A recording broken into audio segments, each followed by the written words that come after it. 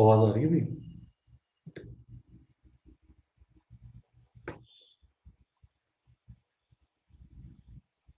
Yes sir. Yes sir, आ रही है sir. ठीक है जी, तो आज हम लोग पढ़ेंगे फर्स्ट लॉ ऑफ थर्मोडायनेमिक्स।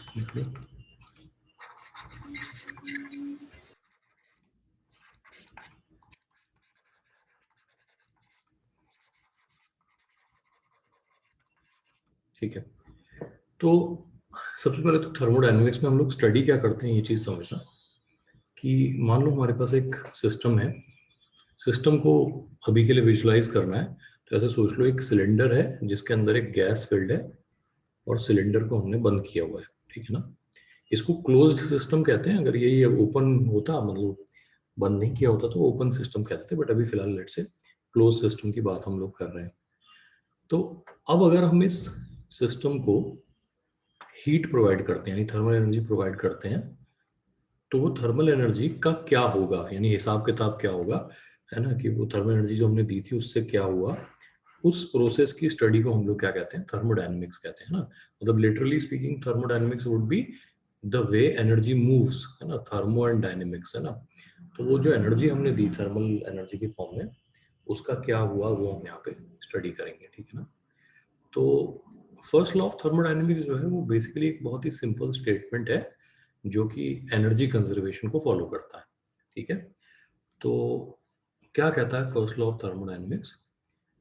लिखो, स्टेटमेंट लिख लो। The thermal energy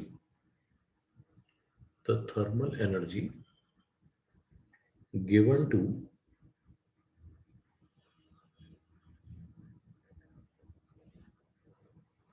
a closed system, the thermal energy given to a closed system appears as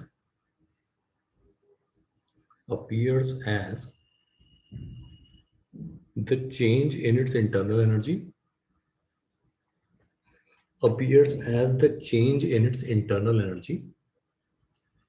and the work done by the system,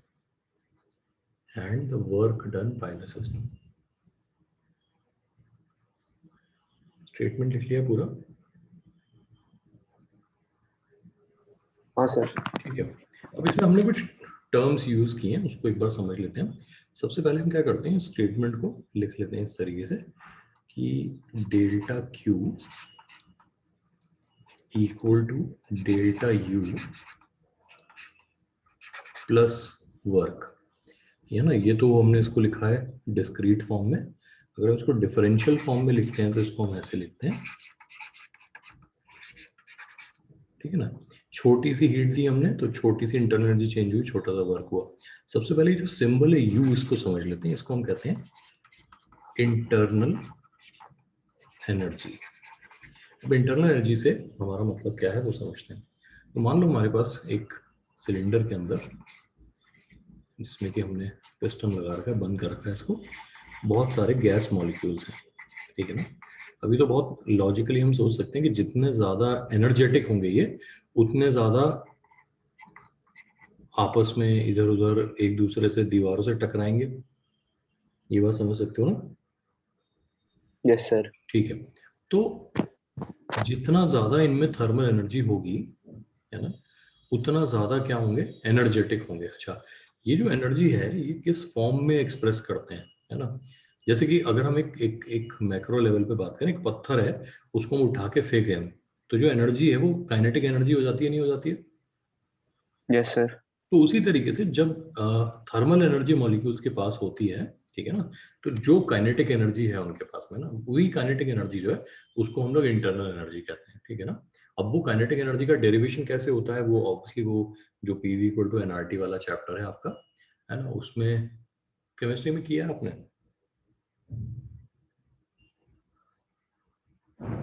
chemistry में yes sir, yes pressure sir. वगैरह के derivation आपने किए होंगे, वहां पे वो होता है। तो हम तो फिलहाल ये कह सकते हैं कि जितने ज्यादा थर्मल एनर्जी होगी उतने ज्यादा एक्टिव होंगे ये मॉलिक्यूल्स, मतलब एनर्जेटिक होंगे। तो ये सीधे सीधे टेम्परेचर पे डिपेंडेंट क्वांटिटी, यानी higher the temperature higher is the internal energy. थोड़ी देर में इनका रिलेशन भी जो है वो हमें समझ में आ जाएगा, ठीक है ना। तो इसको हम लोग एक एनालॉग से भी समझ सकते हैं। हम ये कह सकते हैं कि एक क्लोज सिस्टम एक तरह से घर हो गया, और मॉलिक्यूल्स जो हैं उस घर के क्या हो गए?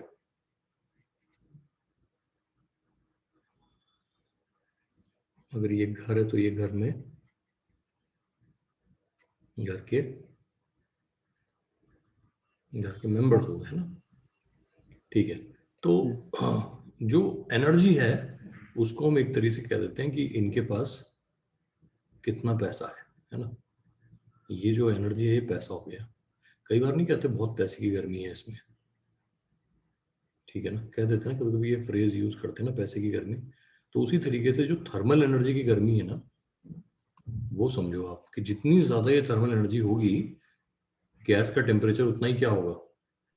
हाय हाई होगा ना। तो उस लॉजिक से हम इसको समझ सकते हैं। Internal energy.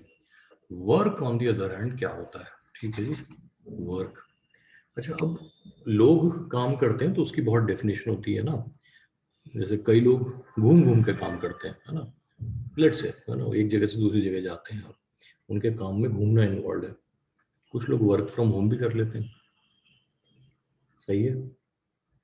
Yes sir. अच्छा, लेट से ट्रेडिशनली मान लो कि आप एम्प्लॉयड नहीं हो, लेकिन कुछ ना कुछ काम तो घर में करते ही होगे ना। जैसे मान लो कि भाई, अगर ये कहा जाए कि जो है ना घर के नॉन वर्किंग मेंबर है ना, जैसे मान लो कि अभी ले ले तो आपको है ना, कहने को तो ट्रेडिशनली तो एम्प्लॉयड नहीं हो, है ना, अनलेस Yes, किसी का sir. कोई सीक्रेट बिजनेस चल रहा हो, मुझे नहीं पता, यूट्यूब चैनल से पैसे आते हो मुझे नहीं मालूम, है ना। लेकिन अदरवाइज तो कोई काम नहीं कर रहे हो आप।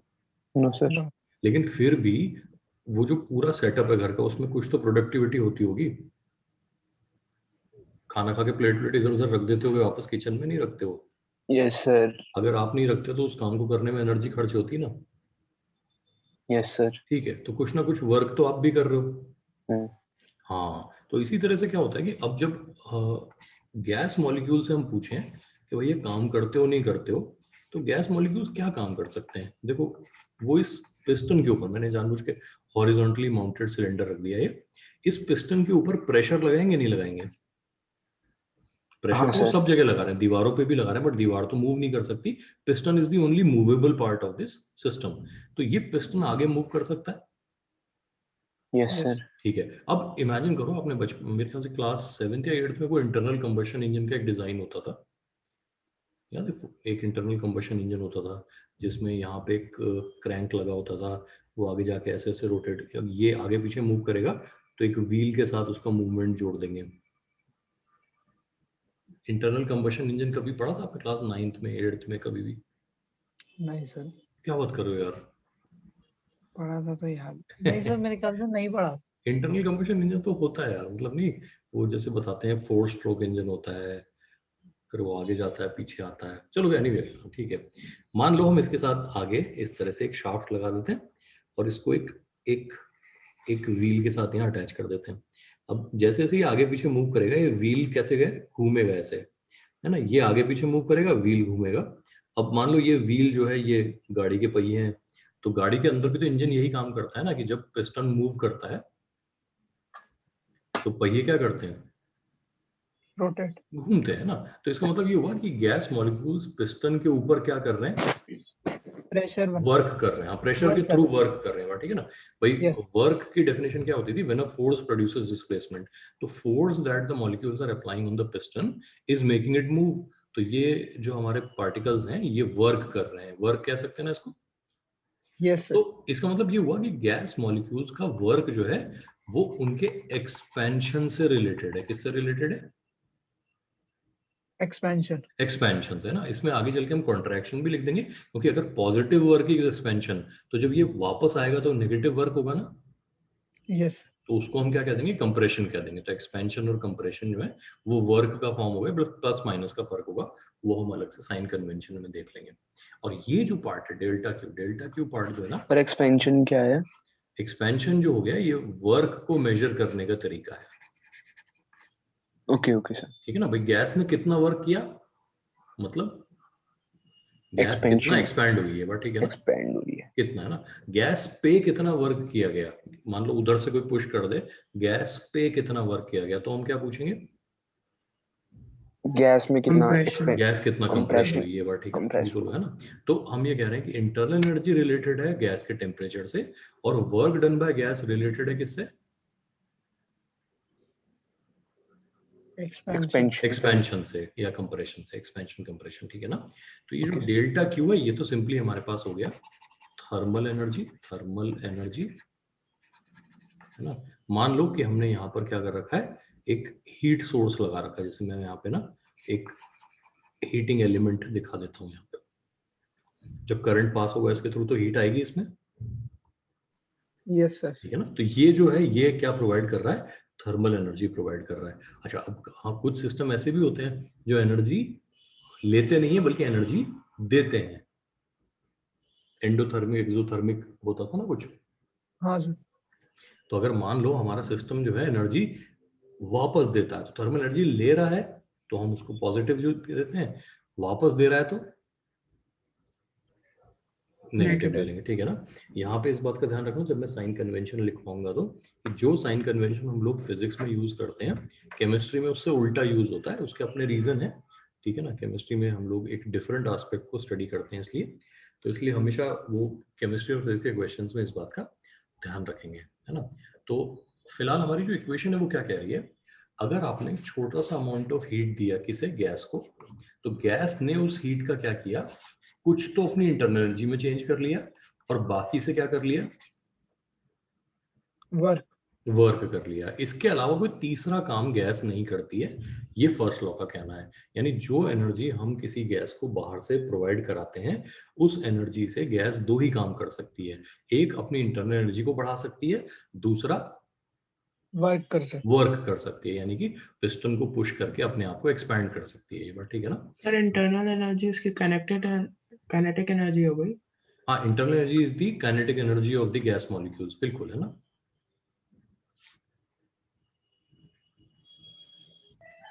Okay sir. है ना, इंटरनल एनर्जी जो है is the kinetic energy of the gas molecules, है ना। तो इसका डेरिवेशन वो गैस लॉज में होता है ना। तो अगर नहीं किया तो बताना, फिर मैं अलग से करवाऊंगा। फॉर्मूला तो अभी इसका थोड़ी देर में आ जाएगा हमारे पास। तो ये स्टेटमेंट लिखना समझ में आ गया। यस ये सर। एनर्जी कंजर्वेशन का ही एक फॉर्म है, ये बात समझ में आ गई। Yes sir. अब इसमें कुछ साइन कन्वेंशन का यूज होता है, वो देख लेते हैं। ये सिर्फ फिजिक्स के लिए ध्यान रखना, और साइन कन्वेंशन कैसे यूज करना है ये समझ लेते हैं। नोट करो इसको, साइन कन्वेंशन।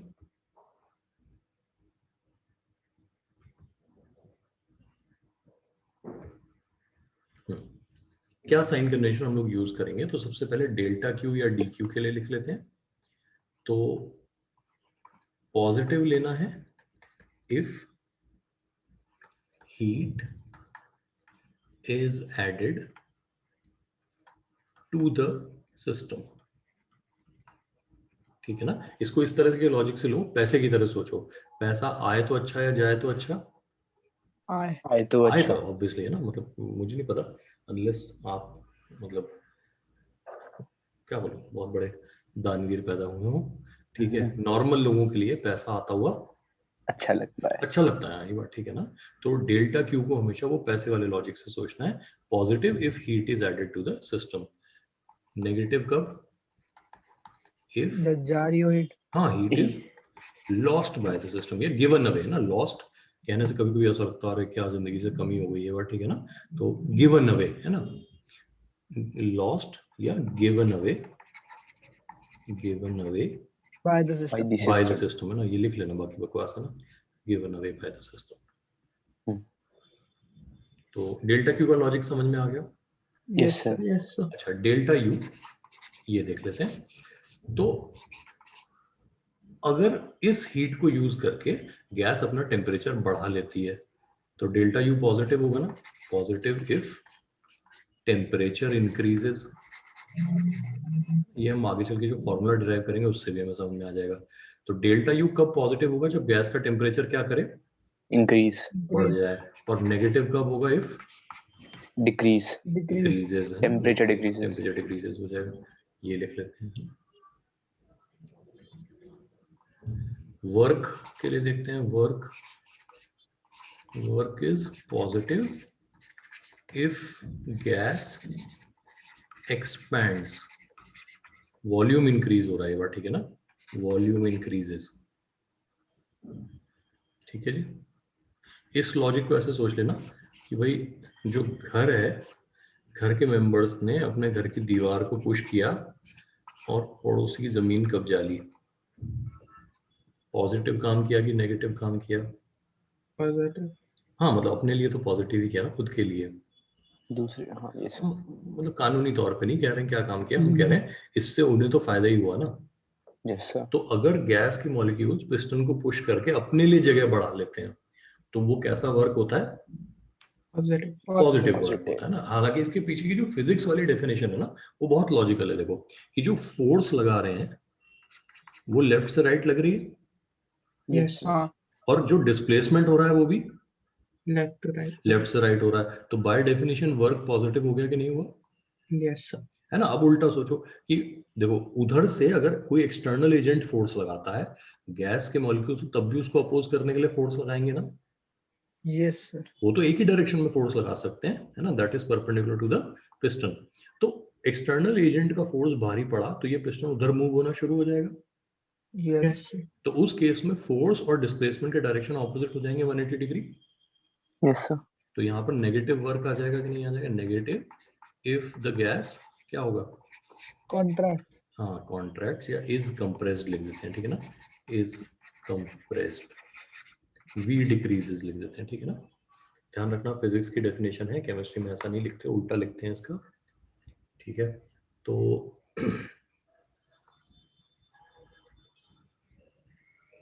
ये साइन कन्वेंशन इस चैप्टर में थ्रू आउट हमें यूज करना है, डेल्टा क्यू, डेल्टा यू और वर्क रिगार्डिंग, है ना। मतलब ये हर जगह सेम रहेगा साइन कन्वेंशन, बस प्रोसेसेस जो है वो अलग अलग होते जाएंगे।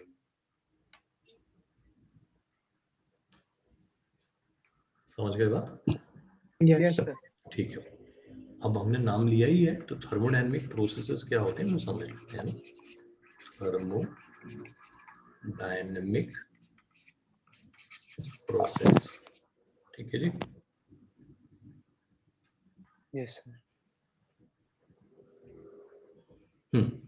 तो थर्मोडायनेमिक प्रोसेस का मतलब क्या हुआ? देखो अगर हमारा एम है एक गैस की थर्मोडायनेमिक स्टेट, ये भी नाम जरूरी समझना, थर्मोडायनेमिक स्टेट। थर्मोडायनेमिक स्टेट क्या होती है? P, V, T condition. याद करो जब हम मैकेनिक्स में मोशन पढ़ रहे थे तो हमने कहा था कि मोशन को समझने के लिए 3 पैरामीटर जरूरी हैं, पोजीशन, वेलोसिटी और एक्सेलरेशन। यही कहा था हमने ना। Yes sir. अब अगर एक गैस को समझना है हमें, यानी हम ये जानना चाहते हैं कि भाई ये गैस किस कंडीशन में है ना, तो हमें उसके बारे में 3 जानकारियां होनी चाहिए। गैस का प्रेशर, गैस का वॉल्यूम और गैस का क्या? टेम्परेचर। टेम्परेचर, ठीक है ना। हालांकि अगर ये 2 चीजें पता हो तो हमारे पास एक रूल होता है जिससे तीसरी पता लग जाए, उसको हम गैस लॉ कहते हैं, E equal to nRT, PV equal to, है ना। कोई भी आइडियल गैस होती है तो उसको फॉलो करती है, ठीक है ना। यहाँ पे N क्या होता है? Number of moles. Number of moles होते हैं, और R क्या होता है? Gas constant. Universal gas constant होता है। इसकी वैल्यू बता दो, SI यूनिट में कितनी होगी?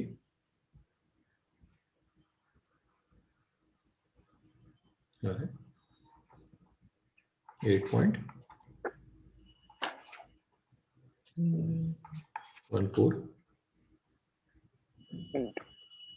आगे क्या? जूल पर मोल पर केल्विन, ठीक है ना। चलो खैर याद रखना है ना। तो अब समझो क्या है, एक गैस की थर्मोडायनेमिक स्टेट को हमें चेंज करना है, एक थर्मोडायनेमिक स्टेट से दूसरे थर्मोडायनेमिक स्टेट में ले जाना है। इसको इस तरह से सोचो कि हमें एक पार्टिकल को एक पोजीशन से उठा के दूसरी पोजीशन पे ले जाना है। क्या ऐसा करने का दुनिया में एक ही तरीका होता है?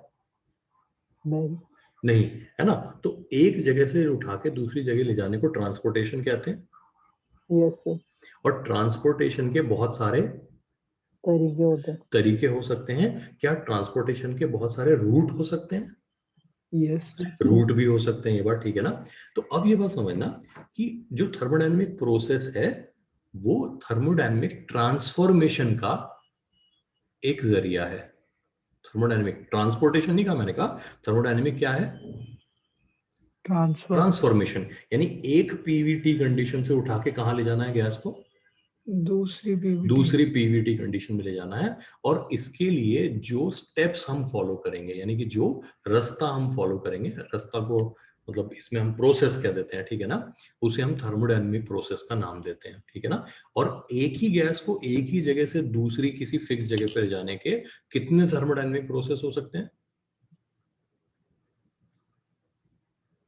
थ्योरेटिकली तो any number of processes are possible, ये बात ठीक है ना।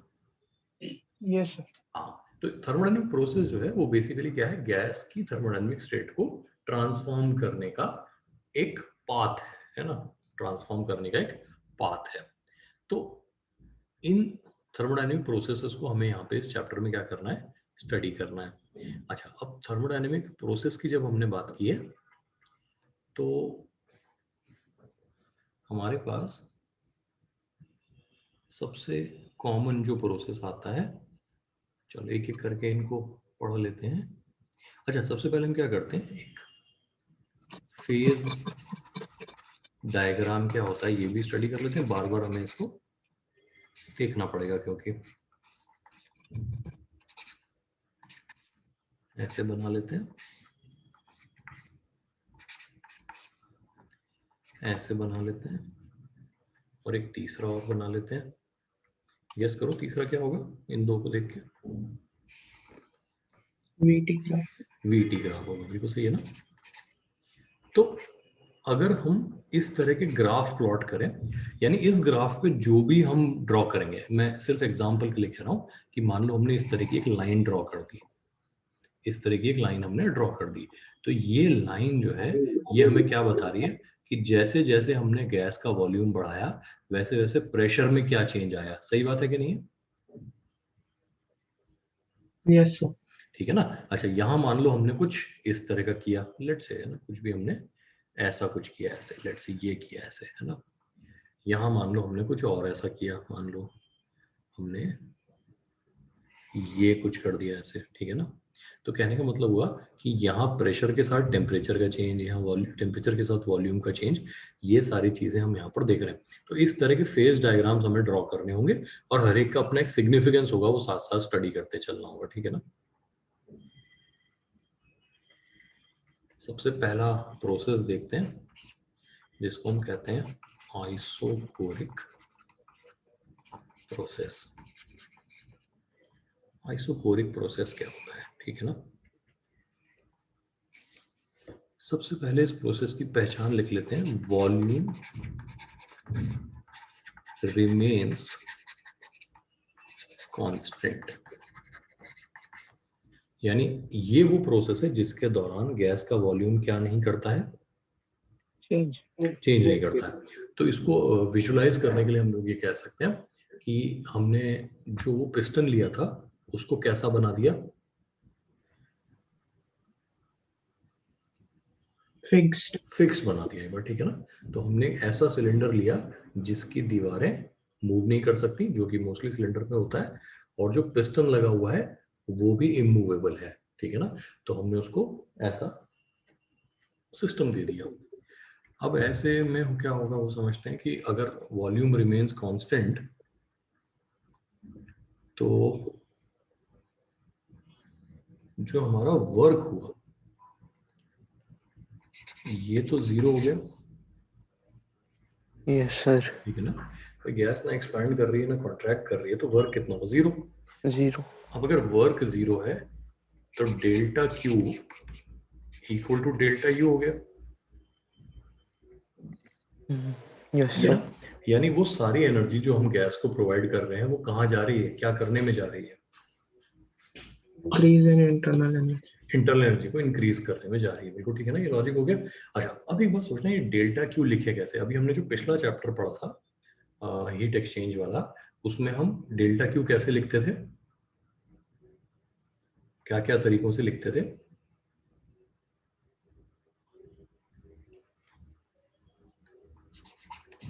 डेल्टा क्यू को क्या किन किन तरीकों से लिखना सीखा था हमने पिछले चैप्टर में?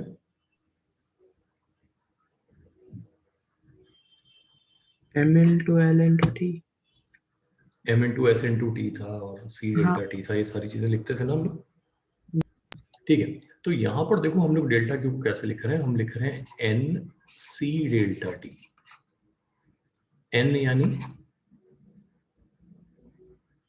Number of moles, delta t तो पता ही है आपको। ये जो है इसको हम कहते हैं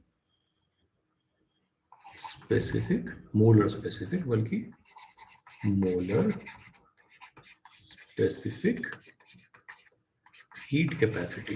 हीट कैपेसिटी, देखो जो पिछले चैप्टर में हमने स्पेसिफिक हीट कैपेसिटी पढ़ी थी वो वेट स्पेसिफिक थी, मास स्पेसिफिक थी, है ना? बोलो। Yes, sir. यहाँ हम लोग मास की बात नहीं कर रहे हैं, यहाँ नंबर ऑफ मोल्स की बात कर रहे हैं। यानी जब हम इस तरह की हीट कैपेसिटी की बात करेंगे तो इसकी जो यूनिट होगी वो जूल पर क्या होगी? जूल पर Mole. मोल पर डिग्री सेंटीग्रेड होगी, ठीक है ना? समझ सकते हो इस बात को? Yes, sir. ठीक है।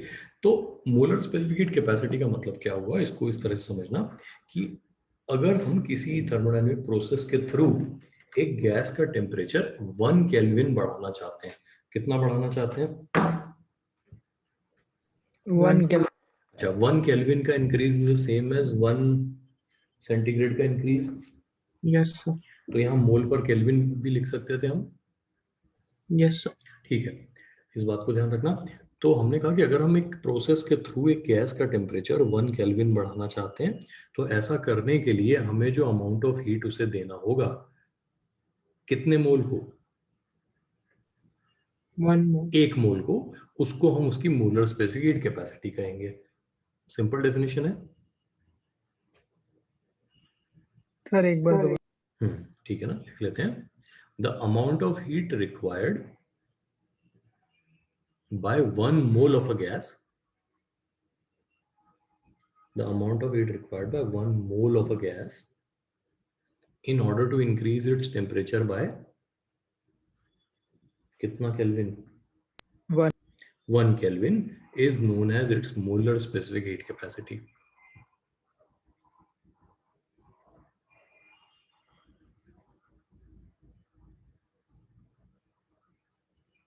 ठीक है ना? अब हुआ क्या, ये जब लोगों ने गैसेस के ऊपर एक्सपेरिमेंट किए तो पता ही चला कि अनलाइक सॉलिड्स, है ना, गैसेस को जब हम हीट सप्लाई करते हैं तो 1 केल्विन टेम्परेचर बढ़ने के लिए गैस को कितनी हीट चाहिए, ये इस बात पे भी डिपेंड करता है कि वो हीट कैसे दी गई है। कैसे दी गई का मतलब किस प्रोसेस से दी गई है। इस पॉइंट को बहुत ध्यान से समझना कि लेट से कोई गैस है हमारे पास, है ना, कोई भी XYZ सोच लो, और उस गैस को हमने एक पर्टिकुलर प्रोसेस से हीट दी, पर्टिकुलर प्रोसेस से। उस पर्टिकुलर प्रोसेस को प्रोसेस R कह देते हैं, है ना, R, ठीक है ना। तो जो हीट यूज हुई उसको हम अमाउंट कह देते हैं X। तो हम क्या कहेंगे, हम कहेंगे molar specific heat capacity is XR। X amount of heat जो 1 केल्विन को 1 मोल को दिया गया हमने 1 केल्विन बढ़ाने के लिए। अब हमने प्रोसेस बदल के R की जगह कर दिया S। तो फिर यही हीट कैपेसिटी अब x की जगह नंबर बदल जाएगा, y हो जाएगी, और r की जगह यहाँ क्या लग जाएगा,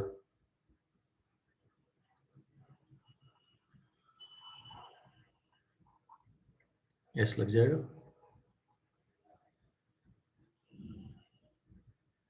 बोलो भाई। से एक बार रिपीट कर दीजिए। क्या कह रहे हो? रिपीट। हाँ अच्छा, मैं समझो, देखो मान लो एग्जाम्पल के लिए कह रहा हूं कि हमने एक गैस को कांस्टेंट वॉल्यूम रखते हुए 10 जूल दिए, तब उसके 1 मोल का टेम्परेचर बढ़ा कितना, 1 केल्विन। ठीक है। यस। नेक्स्ट टाइम हमने क्या किया, हमने कंडीशन डाल दी कि प्रेशर कांस्टेंट रहना चाहिए, तो पता चला इस बार 10 नहीं बल्कि 12 जूल देने पड़ते हैं। Yes sir. यानी काम वही हो रहा है, 1 केल्विन का टेम्परेचर बढ़ रहा है, लेकिन अलग अलग प्रोसेस में दी जाने वाली हीट का अमाउंट क्या आ रहा है, अलग अलग आ रहा है। यस। तो अब अगर कोई आपसे पूछे कि इस गैस की मोलर स्पेसिफिक हीट कैपेसिटी क्या है, तो आपके पास मल्टीपल आंसर्स होंगे कि नहीं होंगे? Yes sir. तो आप क्या करोगे, एक नॉमेनक्लेचर बना लोगे। आप सी कभी नहीं कहोगे, साथ में किस प्रोसेस के लिए उसे कैलकुलेट किया गया वो प्रोसेस मेंशन कर दोगे। तो सी तो हो गई मोलर स्पेसिफिक हीट कैपेसिटी। यहाँ जो सबस्क्रिप्ट लगेगा वो किसे डिनोट करेगा, प्रोसेस। प्रोसेस को डिनोट करेगा। तो जब हम ये काम कांस्टेंट वॉल्यूम पे करते हैं तो इसको सीवी कहते हैं। अब इसको कोई पढ़ा लिखा आदमी कैसे रीड करेगा, molar specific heat capacity at constant volume. Constant volume. अगर मैं यहाँ पे सी के साथ पी लिख दूं तो अब क्या आ जाएगा, ये कांस्टेंट प्रेशर। Constant pressure. ये बात ठीक है ना? तो एक ही गैस के लिए सीपी सीवी की वैल्यूज क्या हो सकती हैं, अलग अलग। अलग अलग हो सकती हैं। तो अब जो हमने डेल्टा क्यू लिखा है, ये सीवी के लिए लिखा है या सीपी के लिए लिखा है?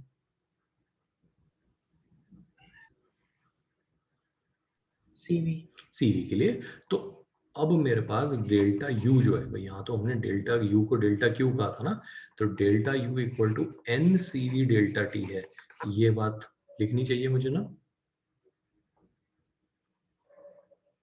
Yes sir. ठीक है, ये लिख दिया हमने, delta U equal to N CV delta T. अब आती है सबसे इंपॉर्टेंट बात जो हमें इस प्रोसेस में समझनी है, वो यहाँ पे स्टेटमेंट की तरह लिखो। ये लिखने के बाद एक स्टेटमेंट लिखो। शुरू करें स्टेटमेंट। Yes sir. यस लिखो, लिखना। although the above equation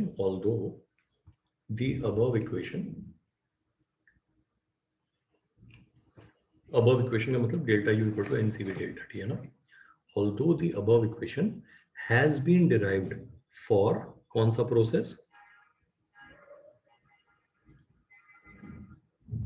constant volume. Constant volume, बिल्कुल आइसोकोरिक है ना। although the above equation has been derived for an isocoric process,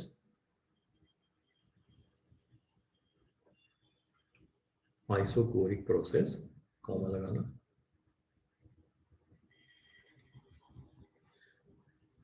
it can be used universally, मतलब मैं समझा दूंगा यूनिवर्सली का। It can be used universally as the internal energy is a state function.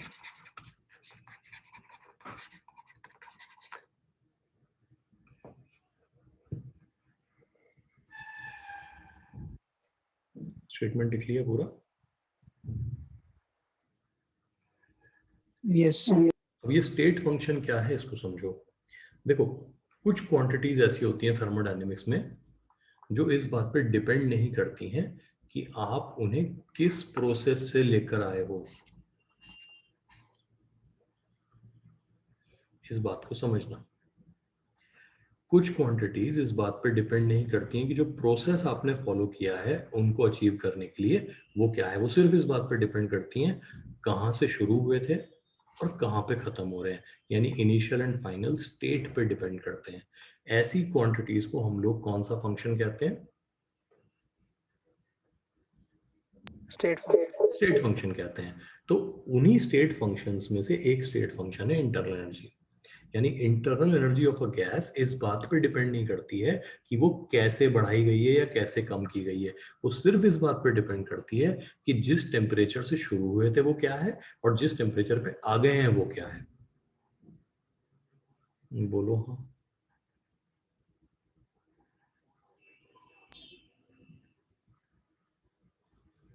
ठीक है, तो इंटरनल एनर्जी सिर्फ temperature पे डिपेंड करती है। तो इंटरनल एनर्जी सिर्फ और सिर्फ टेम्परेचर पर डिपेंड करती है। वैसे तो नंबर ऑफ मोल पे भी डिपेंड कर रही है ना, बट अगर हम नंबर ऑफ मोल फिक्स कर दें तो सिर्फ किस पे डिपेंड करती है? टेम्परेचर। टेम्परेचर पे डिपेंड करती है। इस बात पे डिपेंड नहीं करती है वो टेम्परेचर चेंज अचीव कैसे हुआ है। आपको एक गैस को 300 केल्विन से 400 केल्विन ले जाना है, आप किसी भी प्रोसेस के थ्रू ले जाओ, उसका जो डेल्टा यू आएगा वो क्या आएगा? सेम आएगा। ये बात समझ सकते हो? Yes sir. ठीक, तो हमने जो फॉर्मूला डिराइव किया, ऑल्दो ये फॉर्मूला डिराइव हुआ है किसके लिए? Constant volume. कांस्टेंट वॉल्यूम यानी आइसोकोरिक फंक्शन के लिए, लेकिन ये वैलिड है किसके लिए?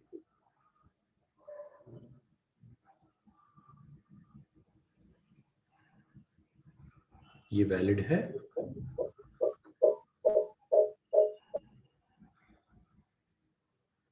बोलो भाई। अरे यूनिवर्सली लिखा ना हमने, तो वैलिड किसके लिए हुआ ये? हर प्रोसेस का। हर प्रोसेस के लिए। यानी अब जो भी प्रोसेस हम लोग स्टडी करेंगे उसमें हमें पता है कि बाकी कुछ कैसे हो हमें नहीं मालूम, लेकिन डेल्टा यू का फॉर्मूला फिक्स है क्या? N C V delta T. ठीक है, सर एक बार स्टेटमेंट रिपीट कर दीजिए, कौन सा स्टेटमेंट? अभी जो मतलब लिखवाया था। हमने लिखा था although the above equation has been derived for an isochoric process, it can be used universally as the internal energy is a कैसा function? State function. State function. Okay sir. समझ गए बात? ठीक, तो ये हमने लिख लिया। अब एक काम करते हैं, देखो इसके जो डायग्राम्स हैं वो एक बार बना के देखते हैं। एक आइसोकोरिक प्रोसेस का पीवी डायग्राम ऐसा होता है, यानी जब भी आपको P वर्सेस V में एक वर्टिकल लाइन दिखाई दे तो ये लाइन कौन सा प्रोसेस रिप्रेजेंट करती हुई होगी? आइसोकोरिक। आइसोकोरिक। अगर मैं इसमें एक एरो ऊपर की तरफ लगाऊं तो ये क्या बताएगा? वॉल्यूम कांस्टेंट रखते हुए प्रेशर बढ़ा दिया गया। अगर एक एरो नीचे लगता हुआ बताऊं तो क्या होगा? वॉल्यूम कांस्टेंट पे प्रेशर वॉल्यूम कांस्टेंट रखते हुए हमने क्या किया? Pressure decrease. प्रेशर डिक्रीज कर दिया। तो एरो का मतलब आप समझ गए और लाइन कैसी बनेगी वो समझ गए। तो ये आइसोकोरिक प्रोसेस का पीवी डायग्राम है। अच्छा, इसी आइसोकोरिक प्रोसेस का वीटी डायग्राम अगर मैं बनाऊं तो कैसा बनेगा? फिर टेम्परेचर इंक्रीज होगा। ये ठीक है? Yes sir. क्लियर है बिल्कुल? Yes sir. ठीक, आइसोकोरिक प्रोसेस का पीटी डायग्राम कैसा होगा? बहुत इंपॉर्टेंट है, इसको ध्यान से समझना। गेस करो कैसा होगा? PV is equal to nRT. V is constant, तो pressure is directly proportional to temperature. कैसा ग्राफ होगा? Straight line. ये होगा। इसको डॉट डॉट डॉट करके ओरिजिन से पास होता हुआ दिखाना। ओरिजिन पर टच क्यों नहीं करा रहे हैं?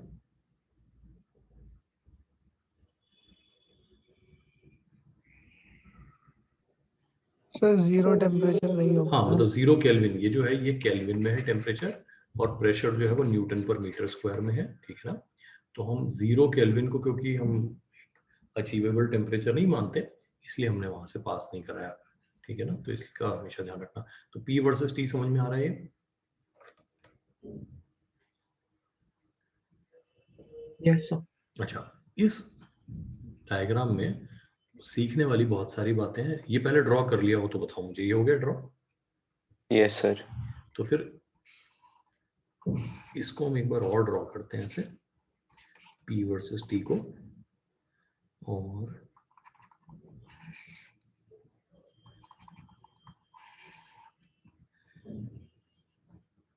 ये जो लाइंस होती है ना, इनको हम लोग कहते हैं आइसो, यहां पे लिख देते हैं कोरिक लाइंस, है ना, लाइंस आइसो। अब अंग्रेजी में वर्ड जो है एक्चुअली चोर होता है ना, जिसका मतलब काम करना होता है, चोरी करना नहीं होता, ठीक है ना। इसलिए टेक्निकली इट इज आइसो चोर, आप इसे आइसो कोर कहना चाहो तो कह सकते हो, ठीक है ना। तो इन लाइंस पे ध्यान दें, ये लाइन देखते ही पढ़ा लिखा आदमी समझ जाएगा ये आइसोकोरिक लाइंस है।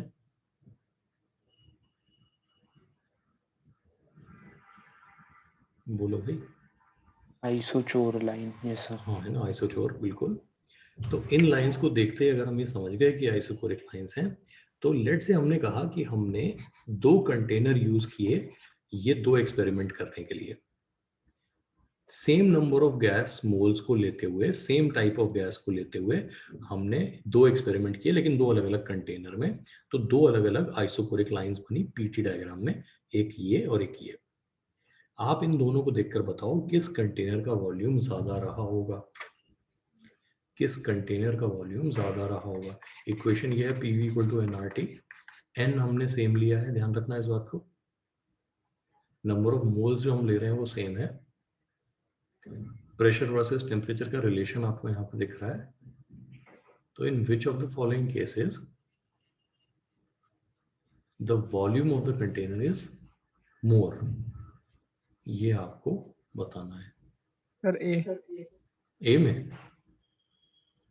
हाँ शायद। अरे कैसे, ऐसा क्यों लगा ए में है? अच्छा, स्ट्रेट लाइन पढ़ चुके हो आप लोग मैथ्स में?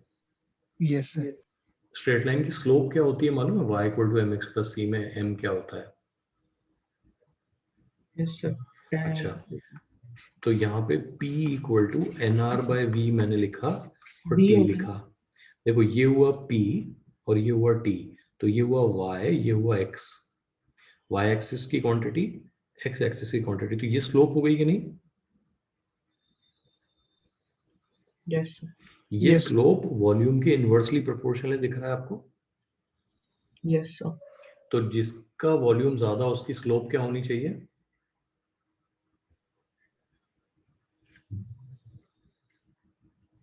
जिसका वॉल्यूम कम ज्यादा होनी उसकी चाहिए। स्लोप कम होनी चाहिए। तो VB और VA में से ज्यादा कौन है? वीबी। ठीक है, ये सही है, हाँ। Yes. समझ जाओगे? Yes sir. ठीक है। अगर मैंने सेम क्वेश्चन में आपसे पूछा होता कि किस कंटेनर में गैस की डेंसिटी ज्यादा है, तो आप क्या कहते? जिसमें प्रेशर सर। अरे यार, किस कंटेनर में गैस की डेंसिटी ज्यादा है? Sir, A. ए में, क्योंकि ए में नंबर ऑफ मोल्स उतनी ही है गैस के, लेकिन वॉल्यूम क्या है उसके पास? कम। कम है। तो अपने आप डेंसिटी जो है, इसको ऐसे भी लिख सकते हैं ना भाई। देखो हमने ये जो n लिखा है, ये सब चीजें अगर केमिस्ट्री में ढंग से पढ़ी हो तो आदमी समझ जाता है। और देखो m by M R by V into T लिख सकता हूँ मैं। नंबर ऑफ मोल्स को मास अपन मोलिकुलर मास लिख सकते हैं। Yes, sir. मास अपन वॉल्यूम को रो लिख देते हैं, ये r बाय कैपिटल एम आ जाएगा। Rho R T by M हो गया ये। Yes. Rho stands for Density. Density. तो यहाँ पे देखो जिसकी डेंसिटी ज्यादा उसकी स्लोप ज्यादा है, ऐसा समझ में आ रहा है ना? Yes, yes. sir. तो ए की डेंसिटी ज्यादा आ गई ना अपने आप, यस। पक्की बात। Yes sir. ठीक है, तो ये बातें समझ गए आइसोकोरिक प्रोसेस के बारे में।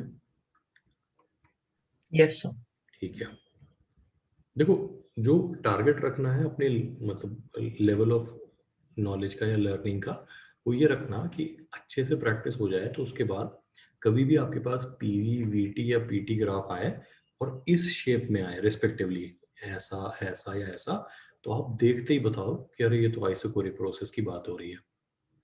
जैसे ये और ये बताना तो बहुत इजी हो जाता है ना, मैं कह रहा हूँ कि बहुत लो आईक्यू लोग भी ये काम कर लेते हैं, लेकिन ये देखकर तुरंत बता देना कि ये आइसोकोरिक प्रोसेस है, ये थोड़ा सा ना सीखने वाली बात है, ध्यान देंगे इस पे। यस चलो मान लेते हैं ना, ठीक है आगे बढ़ते हैं। आइसोकोरिक प्रोसेस से हम निपट लिए, दूसरा प्रोसेस हम देखते हैं, इसको कहते हैं आइसोबार, आइसोबेरिक भी कह देते हैं लोग कभी कभी, कोई टेंशन नहीं है। तो आइसोबेरिक प्रोसेस है ना। आइसोबार का मतलब होता है, देखो 1 बार 2 बार 3 बार ये प्रेशर की यूनिट्स हुआ करती थी यस ना। आइसो का मतलब है कीपिंग सेम, तो सेम प्रेशर रखते हुए जिस प्रोसेस को फॉलो किया गया हो उसको आइसोबेरिक प्रोसेस कहेंगे। हाँ ठीक है ना। तो प्रेशर इज केप्ट कांस्टेंट। अच्छा थोड़ा सा प्रैक्टिकली सोचते हैं, जैसे कि आइसोकोरिक को अचीव करने के लिए हमने एक बहुत भारी पिस्टन का इस्तेमाल कर लिया, या ऐसे कहें एक फिक्स्ड पिस्टन का इस्तेमाल कर लिया, वो तो हमें समझ में आ गया था। हाउ डू वी इंश्योर कि प्रेशर कांस्टेंट रहे, हाउ डू वी इंश्योर कि प्रेशर ना बढ़ पाए गैस का?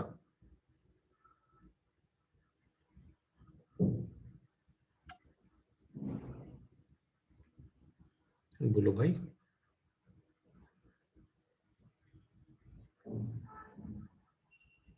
अच्छा गैस का प्रेशर कब बढ़ता है, चलो ये बताओ मुझे। कुछ होने से मतलब हम्म, जैसे कुछ वर्क हो रहा हो ऐसे कुछ। देखो जब टेम्परेचर गैस के बढ़ने हाँ टेम्परेचर बढ़ना तो चलो हम कह सकते हैं वन ऑफ द प्रीकर्सर है ना, हम इसको ऐसे कह देते हैं कि गैस के मॉलिक्यूल्स दीवारों से टकराते हैं यस सर। और दीवारें रेजिस्ट करती हैं उस टकराहट को। आप ऐसे सोच के देखो, दीवारें अगर रेजिस्ट करना बंद कर दें, अच्छा यस सर। 3 दीवारें छोड़ देते हैं कंटेनर की, सिर्फ थोड़ी देर के लिए, जो 3 दीवारें 1 2 3 और बेस 4 चीजें छोड़ दो आप, सिर्फ पिस्टन पिस्टन को सोचते हैं। दीवारें फिक्स हैं, वो रेजिस्ट कर रही हैं, लेकिन पिस्टन रेजिस्ट ही नहीं कर रहा है। यानी द मोमेंट थोड़ा भी प्रेशर बढ़ने लगता है पिस्टन पे, पिस्टन क्या कर जाए, बाहर निकल जाए। मूव कर जाए, आगे बढ़ जाए। ठीक है ना भाई, ये सोचो ना कि अगर मान लो कि, हालांकि बहुत अच्छा एग्जाम्पल नहीं है, ठीक है ना, इसको लाइफ की पॉलिसी भी नहीं बनाना चाहिए कि कोई आपसे झगड़ा करने की कोशिश कर रहा है और आप तैयार ही नहीं हो झगड़ा करने के लिए, है ना। हालांकि इसमें एक बहुत बड़ा नेगेटिव कॉनोटेशन आ जाता है कि फिर वो जो कह रहा है आपने मान लिया, वो वाली बात हो गई, जो कि लाइफ में नहीं होना चाहिए ऐसा, है ना। It's called being a push over, जो कि लाइफ में किसी को नहीं होना चाहिए। बट यहाँ पे the piston is being a push over, the moment आप उसे पुश करने की कोशिश करते हो वो क्या करता है, हो जाता है। पुश हो जाता है। ये बात ठीक है ना, कि जैसे ही आपने उसको हल्का सा भी पुश करने की कोशिश की, उसने कहा क्या चाह रहे हो, आगे बढ़ो, लो बढ़ गया। आपने फिर हल्का सा पुश करने की कोशिश की, उसने क्या चाह रहे हो, आगे बढ़ो, लो और आगे बढ़ गया। इसका मतलब वो बिल्कुल भी रेजिस्ट नहीं कर रहा है। ऐसा करने के लिए उसे हैवी होना पड़ेगा या लाइट होना पड़ेगा? लाइट लाइट होना पड़ेगा, ये बस समझ रहा हूँ। अच्छा कितना लाइट होना पड़ेगा कि हल्की सी भी कोशिश ना कर पाए रेजिस्ट होने की? क्या सर? कितना लाइट होना पड़ेगा कि वो बिल्कुल भी रेजिस्ट ना कर पाए अपने आप को पुश होने से रोकने के लिए? थ्योरेटिकली स्पीकिंग कैसा होना होगा उसका मास? negligible. नेग्लिजिबल, जीरो की तरफ टेंडिंग, ये बात समझ रहे हो ना। यस तो अगर हम इस तरह का एक बिल्कुल लाइट फ्रिक्शनलेस पिस्टन लगा दें तो हम क्या अचीव कर लेंगे, कैसा प्रोसेस अचीव कर लेंगे? आइसोबेरिक। आइसोबैरिक प्रोसेस जो है वो अचीव कर लेंगे। इसका मतलब जो पिस्टन है वो रेजिस्ट ही नहीं करता है, और जैसे ही गैस में थोड़ी भी एक्स्ट्रा एनर्जी आती है, मॉलिक्यूल जैसे ही उससे आगे आकर टकराने लगते हैं। दूसरी तरफ से कौन रेजिस्ट कर रहा था बता सकते हो? पिस्टन के दूसरी तरफ कौन लगा रहा है force? Atmospheric pressure. Atmospheric pressure, ये बात समझ रहे हो ना। तो जैसे ही गैस यहाँ पे हो, तो अब गैस का प्रेशर हमेशा ही क्या बना रहेगा, अगर ये भाई साहब रेजिस्ट ही नहीं करने को तैयार है तो? हमेशा इस प्रेशर के बराबर बना रहेगा प्रेशर कि नहीं बना रहेगा, यस सर। है ना। तो आइसोबारिक में बस यही होता है कि पिस्टन जो है वो इतना लाइट होता है कि जो भी प्रेशर आप यहाँ मेंटेन करोगे वो यहाँ अपने आप बना रहेगा। समझ आ गई बात सबको? सर एक बार वापस। क्या कह रहे हो? सर मतलब प्रेशर कैसे कांस्टेंट? प्रेशर क्यों कांस्टेंट है? सर वो क्यों और कैसे दोनों पूछ रहे नहीं, क्यों तो देखो, है ना, ऐसे समझो, अगर मैं यहाँ से हाथ लगा के रोक लूं, देखो एटमॉस्फेयर तो अपना काम कर रहा है जो कर ही रहा है, आप भी इधर से हाथ लगा लो, तो इक्विलिब्रियम लाने के लिए यहाँ प्रेशर बढ़ाना पड़ेगा कि नहीं? Yes sir. बढ़ाना पड़ेगा, ठीक है ना।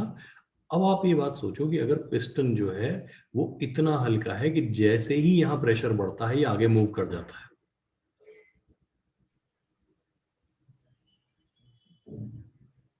Yes sir.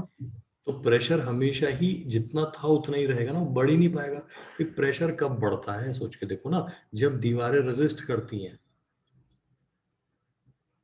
आपने गुब्बारा फटते हुए देखा है?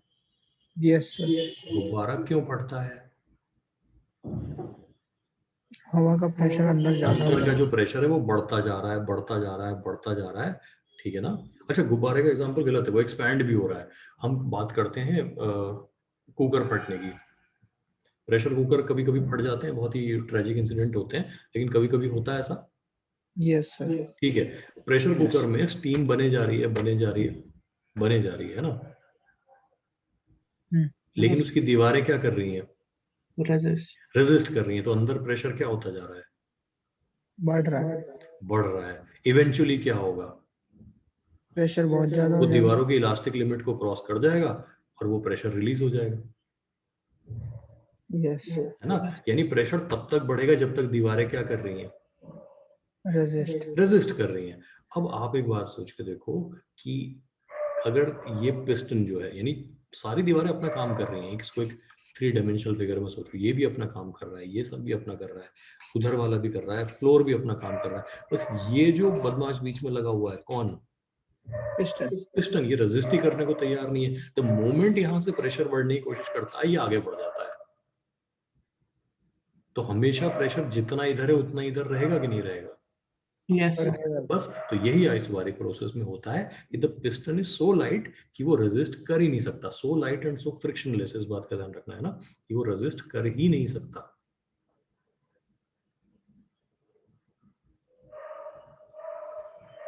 समझ गए? यस। अच्छा, प्रेशर कुकर में एक्सीडेंट्स ना हो के लिए क्या प्रोविजन रखा जाता है?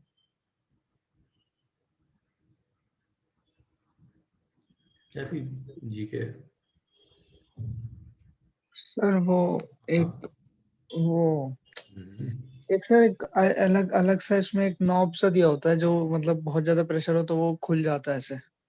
नॉब? नॉब तो नहीं होता, उसको नहीं सेफ्टी नहीं, वॉल्व मतलब कहते उसमें हैं। उसी मतलब सर उसी को, हाँ वही ये सेफ्टी सेफ्टी वाला। वॉल्व जो होता है ना, बेसिकली क्या होता है, ये एक सील होती है इसके अंदर लगी हुई, है ना, जिसका जोड़ जो होता है वो दीवारों से कमजोर होता है। हाँ। इसका मतलब हुआ कि जो कुकर है वो या तो एल्यूमिनियम का बना होगा या स्टील का बना होगा, जिसकी अपनी एक लिमिट होगी जहां जाके वो फटेगा, लेकिन उससे पहले कौन टूट जाएगा? सेफ्टी वॉल्व उड़ जाएगा। सेफ्टी वॉल्व जो है वो उड़ जाएगा। ये बात ठीक है ना, हमने इस तरीके से उसको सील करके रखा हुआ है कि वो at a much lower pressure पे क्या करे, इट गिव्स अवे, है ना, मतलब हिम्मत छोड़ देता है। तो जो प्रेशर रिलीज होना होता है वो सेफ्टी वॉल्व से रिलीज हो जाता है और कुकर फटने से बच जाता है। सर वो उसके वो मतलब ऊपर ढक्कन पे ही तो होता है वो और ढक्कन के गोल। ऊपर एक ऐसा नट होता है, हेक्सागोनल टाइप का नट लगा होता हाँ है ना। ये जो होता है इसके नीचे एक इसके बारे में सील बताओ। होती है ना, बिल्कुल। तो वो इस तरीके से जोड़ा गया होता है उसके साथ कि बाकी का जो ढक्कन और बाकी की जो बॉडी है उसकी स्ट्रक्चरल इंटेग्रिटी से बहुत कम इंटेग्रिटी का ये है, तो कम प्रेशर पे ये उड़ जाएगा एकदम ऐसे। समझ गए बात? चलो आगे बढ़ते हैं, इससे हमारा कोई लेना देना नहीं, आइसोबारिक प्रोसेस लिखा हमने। तो प्रेशर इज कांस्टेंट। अब अगर प्रेशर कांस्टेंट है तो डेल्टा क्यू का फॉर्मूला जो है वो एन सी, क्या लिखूं यहाँ पे? P. P डेल्टा टी लिखना चाहिए ना मुझे, Yes, sir. ठीक है। तो हमारी इक्वेशन क्या बन गई फर्स्ट लॉ की, N C P delta T equal to N C V delta T. ये हमने किसकी जगह पे लिखा है,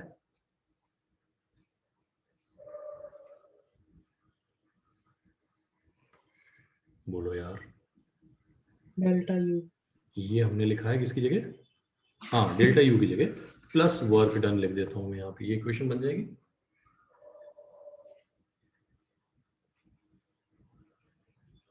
बोलो भाई,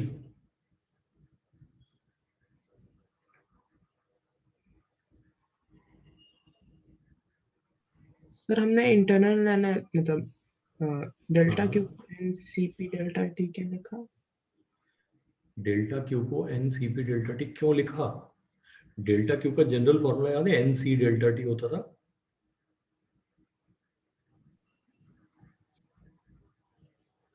यस सर। डेल्टा क्यू का जनरल फॉर्मूला हमने एन सी डेल्टा टी लिखा था ना, तो यहाँ सी किस प्रोसेस के लिए लिख रहे हैं हम, कांस्टेंट प्रेशर। कांस्टेंट प्रेशर वाले प्रोसेस के लिए। तो इसको अगर कोई पूछे सीपी क्या है तो हम कहेंगे ना, it is molar specific heat capacity of a gas at क्या, constant pressure. At constant pressure. ये बात ठीक है ना, ये यहाँ तक इक्वेशन समझ में आ गई, क्यों लिखी कैसे लिखी हमने। Yes sir. अच्छा, अब थोड़ा सी देर इस वर्क पे ध्यान देते हैं, है ना। अगर मैं इसको डिफरेंशियल फॉर्म में लिखूं डी डब्ल्यू, तो इसको हम लिख देते हैं पी डी वी। ऐसा क्यों है समझना, ये हमारा पिस्टन है, पिस्टन के इस तरफ से कौन फोर्स लगा रहा है,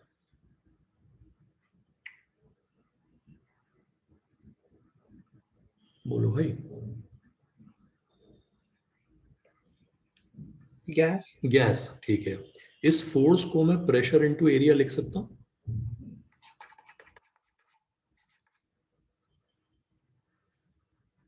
यस यस सर। सर। अच्छा मान लो हमारा पिस्टन एक छोटा सा डिस्टेंस dx आगे बढ़ गया, तो जो छोटा सा वर्क हुआ वो पी ए डी एक्स हो जाएगा।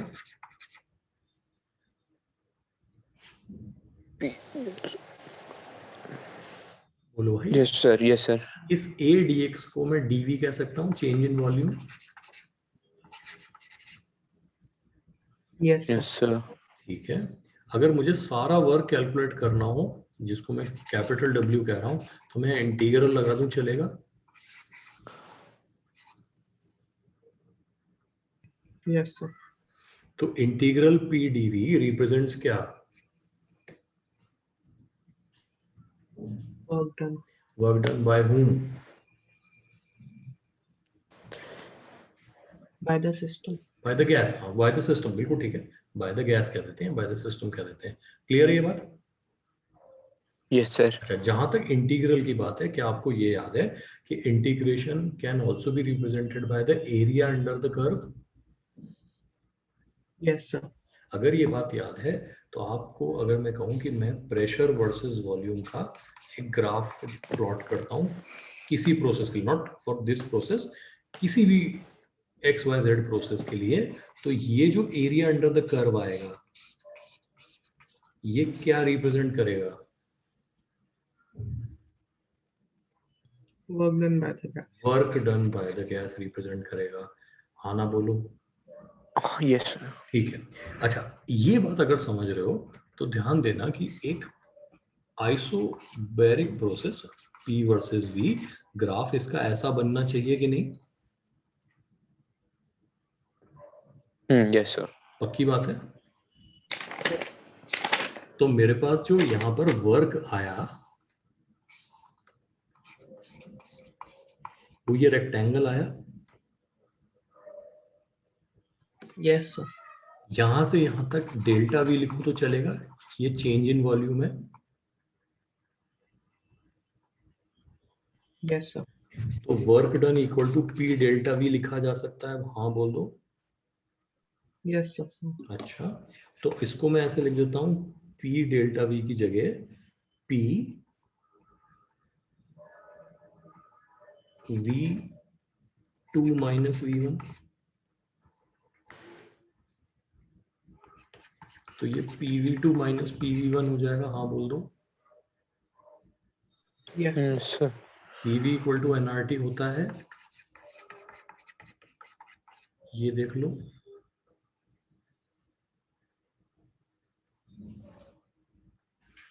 बोलते जाओ, हाँ हाँ बोलते जाओ, हाँ ही बोलना है बस, गलत तो कुछ लिख ही नहीं रहे हैं।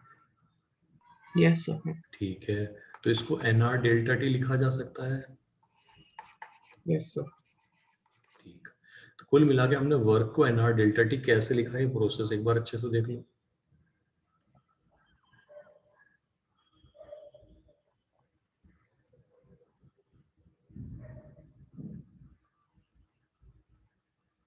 देख लिया सबने?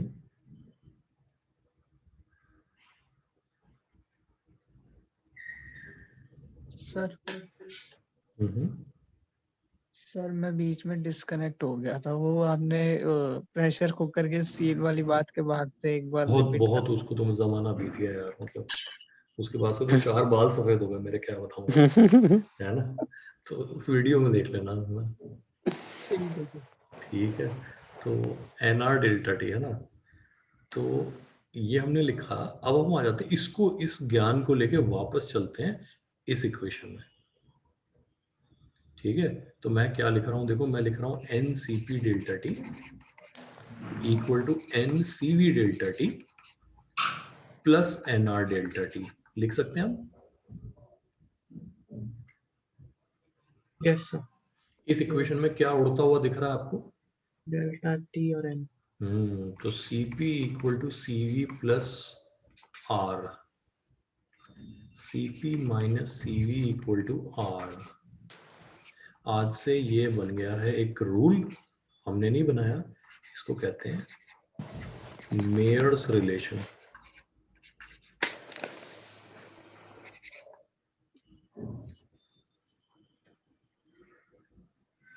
CP minus CV is equal to R को कौन सा रिलेशन कहते हैं? मेयर्स रिलेशन कहते हैं, ठीक है ना? CP minus CV equal to R, याद रख लोगे इसको?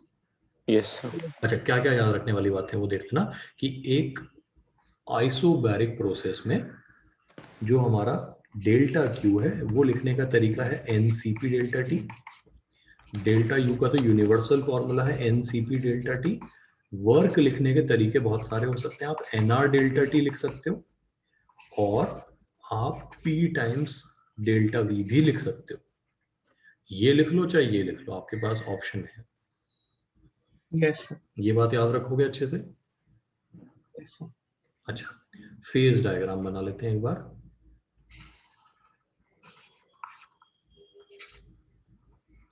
प्रेशर वर्सेस वॉल्यूम का डायग्राम ये बनना चाहिए, आइसो बार है तो।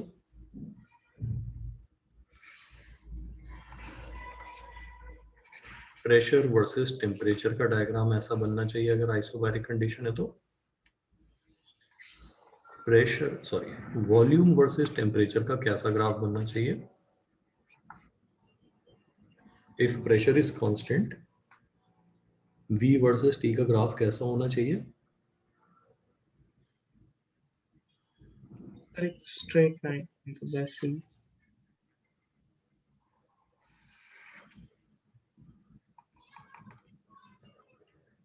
Yes, sir. सही है?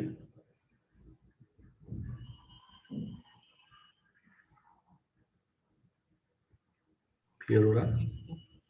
अच्छा, ध्यान रखना, क्योंकि प्रेशर कांस्टेंट है तो V equal to NR by P T लिखा जा सकता है, ये रिलेशन ध्यान रखना अगर प्रेशर कांस्टेंट है तो।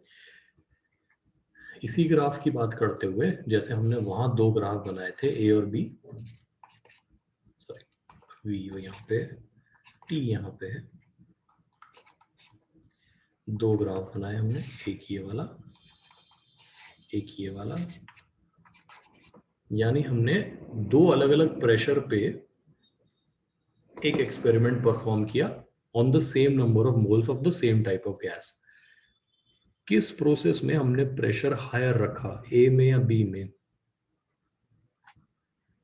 B. बी में। तो in the process be the pressure which was kept constant was higher than the pressure in case A. ठीक है ना।